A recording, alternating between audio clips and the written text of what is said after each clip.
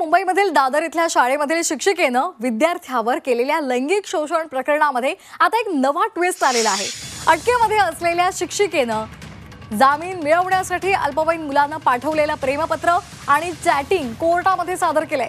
जामीन मिळवण्यासाठी केलेल्या अर्जामध्ये विद्यार्थी शिक्षिकेच्या प्रेमामध्ये होता असे पुरावे तिनं कोर्टामध्ये मांडलेले आहेत। आरोपी शिक्षिकेनं विद्यार्थ्यांना केलेले ईमेल्स, प्रेमपत्र, गिफ्ट्स आणि त्याचबरोबर व्हॉट्सअप चॅटिंग कोर्टामध्ये सादर केलेलं आहे। संबंधित विद्यार्थ्यासोबत तात्पुरत्या प्रेमसंबंधामध्ये होते असं या शिक्षिकेनं कोर्टाला दिलेल्या अर्जामध्ये म्हटलेलं आहे। अल्पवयीन विद्यार्थी या शिक्षिकेला पत्नी म्हणायचा असा दावा सुद्धा करण्यात आलेला आहे।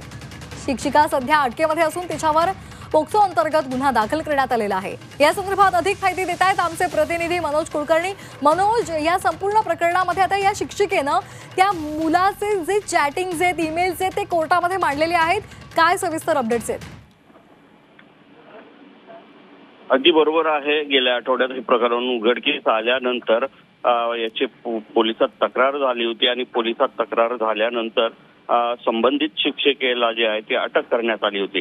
त्यानंतर ही जी महिला आहे ती जामीन मिळवण्यासाठी म्हणून कोर्टात गेली होती आणि कोर्टाने सुद्धा त्या संदर्भात तिचं म्हणणं जे आहे ते ऐकून घेतलेलं आहे। त्यामध्ये शिक्षकांनी स्वतः म्हटलेलं आहे की जो विद्यार्थी आहे तो विद्यार्थी तिला ईमेल, त्याचबरोबर प्रेमपत्र, गिफ्ट असं काहीतरी देत होता असं तिने कोर्टात सांगितलेलं आहे।